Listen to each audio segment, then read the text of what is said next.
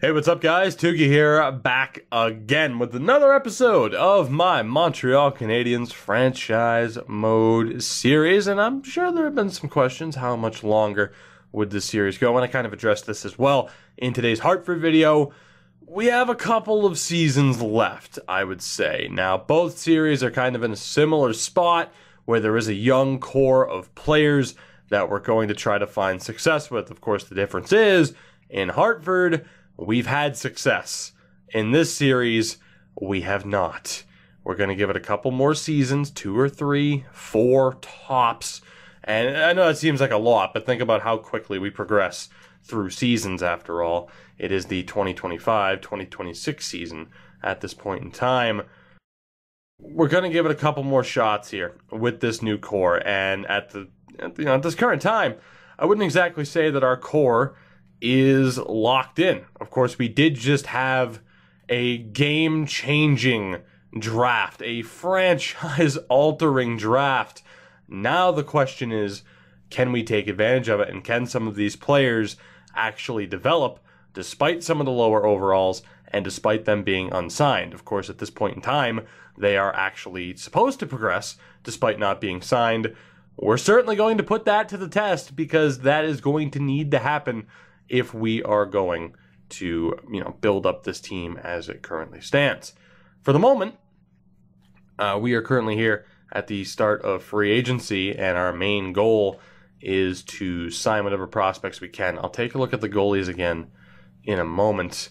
On defense, there's just a bunch of low elites, which is unfortunate. And for forwards, there's really only one guy here, Koliakovo, that we're actually going to really want to bring in. The rest are kind of hit and miss. Now, the one thing is we do have quite a few contract spots. Of course, the AHL is fairly empty, so we do have room for these players. We also have room for the players that we could currently sign as well. So I think for that reason, it's so tough to say because we could just have the Laval Rocket be, filled to the brim with veteran players that could actually get the job done here. Unsigned players. All right, so we need one goalie. At the very least, we have a medium starter and a medium elite. So we need one goaltender. Doesn't matter who. The defense, it's still very much up in the air as to what I'm going to do with the defense at this point in time.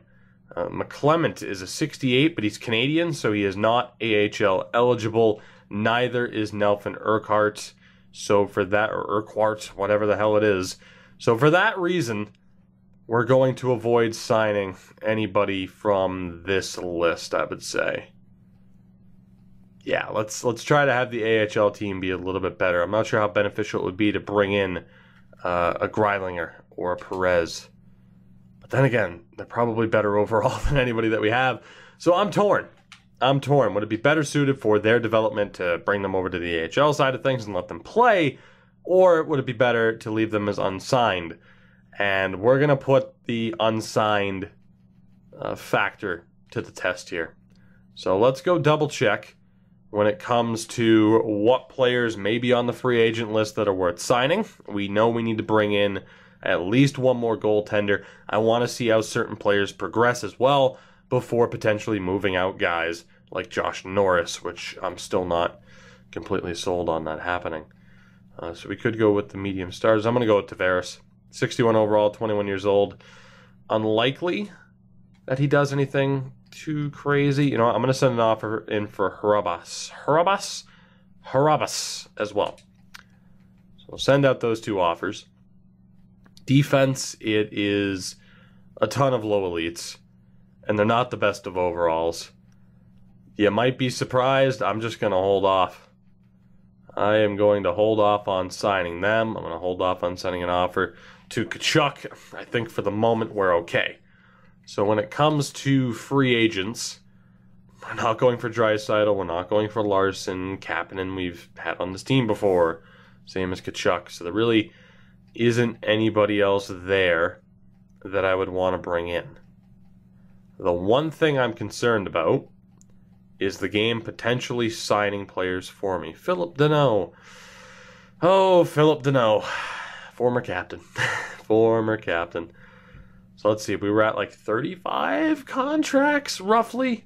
Of course, I hit the wrong buttons. That doesn't really help. I'm 99% sure we were at roughly 35 contracts. I love this chair. Squeaky chair. Will never go anywhere. Let's take a look.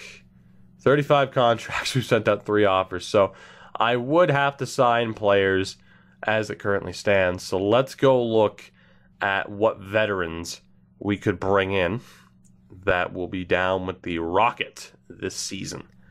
That is the plan, just that the game doesn't sign anybody to an AHL deal for me. So let's look at defense first and foremost. Who would not be against playing down in the AHL, actually? Well, no, we'll keep it sorted like this. Because even $1 million would be a one-way deal. So let's see, two-way, it's going to be $950. The asking price has to be $950 or less, which most of these players would probably sign for at the beginning of the preseason. I don't have the luxury to wait because, again, otherwise it will sign players for me, and that is not what we want. Russo, you are a tool, so that's not going to happen. No disrespect to the real Robbie Russo. Paul Ledoux. Remember when we had Paul Ledoux on this team? Paul Ledoux. Really, you're gonna screw me over too.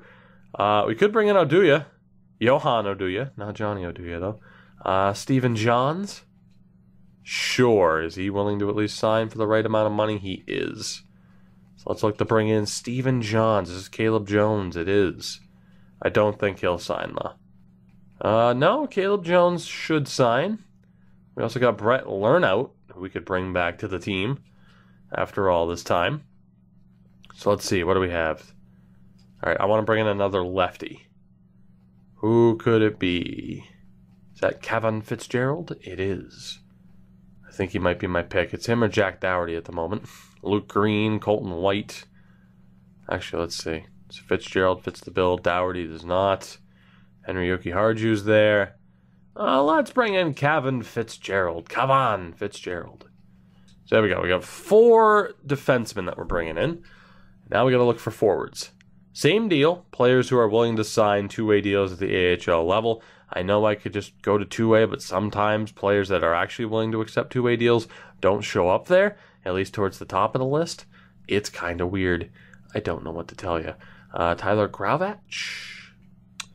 Perfect. Sign him up. Who else do we have here? Matthias Fromm. Don't know. But much like players we've had in the past, it would be an entry-level deal, though. Oh, I don't exactly want to sign him for 3 years. There's a good chance I'll trade him before that, but I'll do it. Normally I avoid those deals so that they're not locked up long-term. I don't think Oland would sign. Who else do we have? There's got to be someone. There we go. Glenn Gaudin. Let's sign him up. Again, entry-level deal. I normally wouldn't do it. But let's go ahead. So we got 10 offers out. That brings us up to 45 contracts. And we should be okay. It shouldn't sign anybody for us. And we should be able to sign everybody just outright. Unless Tavares rejects. Koliakovo accepted. Hrabis accepted as well. So we at least managed to get one of those 2 medium elite goalies.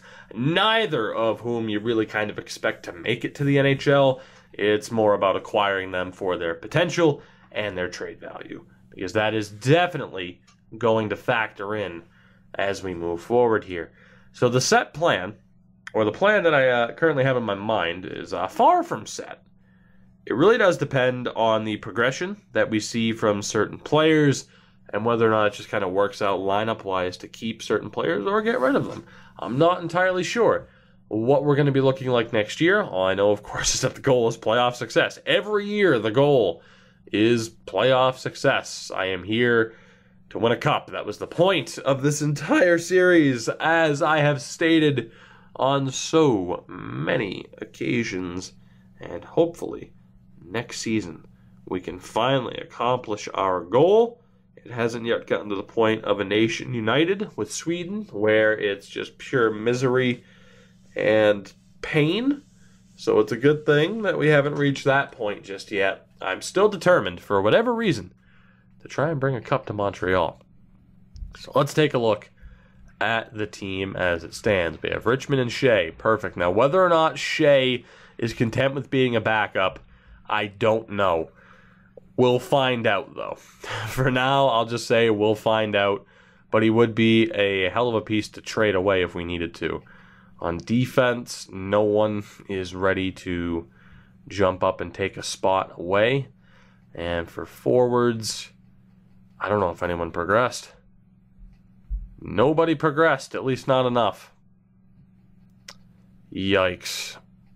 All right, actually, I meant to just take Gaudin out of that. Yeah, that's a problem. The NHL team still needs work. Yeah, we still need work. There's a good chance Phil Shea is going to get traded here. There is so much I have to do, to be honest. Let's see, who's the first line guy? Keller, Atkinson. Atkinson's down to an 87. Keller.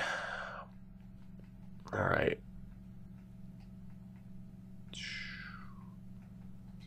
Simmons is a second line guy. Garlock is a second line guy. That's a problem. That is a problem. Who is better? Josh Norris is still here, and he'll be a second line guy. There's only a spot for one of you, and I got to admit, right now Simmons is the favorite, so that I can have my two righties for the power play setup. Josh Norris last year, 44 points, not good enough. Josh Norris is gone. Just outright, Josh Norris is gone. Preston Garlock last year with 42 points. Jonas Simmons with 42 points as well. He's also younger and has a better potential. Murray Highnote, 29 points. There we go. It's decided. It is 100% decided. So I'm thinking the team this year will be... I could play Panayi at center on the second line, but considering the other three still have an open potential, as we'll call it, and they haven't yet hit their peak, I'm thinking Farabee, Keller, Simmons, Panayi, Cunning, Atkinson as the top six. And again, Garlock will go. Highnote can stay on the third line, as can Conklin. Worrell, I was not impressed with whatsoever.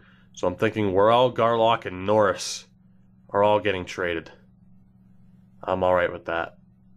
So Garlock, Norris, and Worrell. For the moment, we'll just call up these two as placeholders. I'll call up these three as placeholders, I guess. Yeah, there we go. All right, so let's see what it looks like now. So as it stands, it's funny, it actually sets it up almost perfectly. So we need a third pairing guy alongside Highnote and Conklin. I'm thinking a defensive guy, a defensive shutdown player, to be honest. Maybe, just well-rounded. And then we need a fourth line. Just outright need a fourth line because Edgar Selios isn't quite there. It'd be better for him to spend the year down in the AHL. And then on defense, we have Lucic and Franzen, Makar, Juleson, Hughes, and Jenks. And again, it could be worth... It's just do I have faith in this defense? Which for Lucic, 56 points, he's good. Jared Franzen, 45 points, he's good. Quentin Hughes had 39 points last season. That's pretty damn solid for a second pairing guy. Noah Juleson's not a point getter. He was at least a plus player. Norm Jenks, same thing. Cale Makar, 32 points. The thought, we could keep this defense together. We could. And then the power play would be these four, right? So Makar plays third pairing minutes, but gets the power play time instead of Juleson. That is how we've been running it. That's looking like it's going to continue to be that way. So we need third pair, and we need a fourth line. Just outright need a fourth line. That is a rough spot to find ourselves in. But let's see what we can do. Not that I want to sit here and have to hunt down these players, which, to be honest, that can be a little bit boring, too. Not just for you guys, but for me. Let's see. It's like, where the hell do you start when you're shopping for third pairing guys, Where do you start? All right. I need third pairing and fourth pairing. Third pairing checking. Oh, look. Edward Sizek down to a third pairing guy. I mean, God, the offensive awareness is garbage. Absolute garbage. Thank God we got rid of him when we did, because that did not work out at all. Speaking of did not work out at all, I saw Galchenyuk there. We could play Schoenfeld. That's the problem. I don't necessarily want to look. You know, it's like having to scroll through all of this. What is the... I mean, I guess I could use the trade block, but we need these players now. Oh, this is a tough spot to find ourselves in. Because I'd have to sit here and try to figure out, okay, who is legitimately the best third pairing and fourth pairing option that we have. Easier said than done. And the problem is I don't want this to be a shorter episode, but it kind of makes sense for it to be a shorter episode. You know what? I am going to have this be a shorter episode because it'll just be easier to get your feedback on the moves that you feel like I've made so far, if I've made any, which really, I mean, it's been it hasn't been uneventful, but it's just been a shorter episode because I have to sit here and go through every other team to find who I feel is the best suited option for the third line. And we're certainly not going to find them off of the free agent list. So again, we need to rebuild that fourth line from scratch. We need a third line. We have some assets to trade away to make it happen. Phil Shea might not be our backup goalie for too much longer if he's not content with actually being a backup, which I hope he is, because if he is, then my God, is our team going to be strong in goal, at least on paper. So guys, that'll do it for this one. Again, I'm sorry for a shorter episode, but in the next episode we will make those moves that we have to make. We will begin the season sim. Maybe we'll make it all the way through the entire season to make up for the fact that it was a shorter episode. Again, this series in general will be continuing for at least a couple more seasons. I am not yet willing to throw in the towel, but as we approach the new year, we'll definitely be looking at starting up the next franchise mode series. And for my sake, I hope that we win a cup with Montreal before that happens. I hope you enjoyed. If you did, you know what you can do to support the video and the channel, and any and all support is more than greatly appreciated. Have a good one, guys. Take it easy. I'll catch you later. Goodbye.